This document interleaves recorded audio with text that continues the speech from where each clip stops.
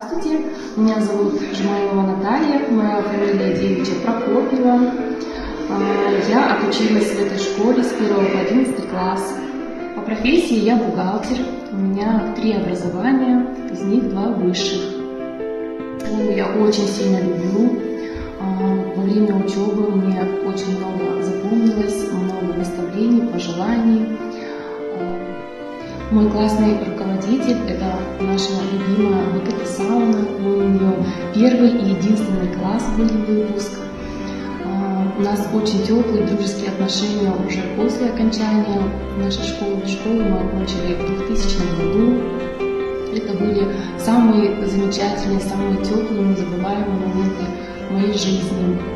Очень сильно мне запомнился наш директор Надежда Николаевна. Это человек с большим сердцем. Всегда, приходя в школу, она стояла у дверей, и мне что запомнилось, она встречала каждого, называла по имени, с 1 по 11 класс.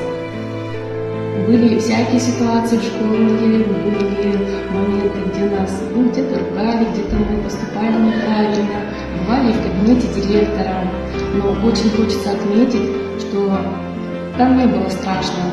Потому что Надежда Николаевна, она всегда начинала с других вещей. Она говорила: Наташа, ты такая хорошая, это же не так вот. И вот это вдохновление, она искала всегда такие хорошие стороны в тебе. Пусть ты не сильна в учебе, но она искала такие качества и поднимала в тебе выросла в тебе.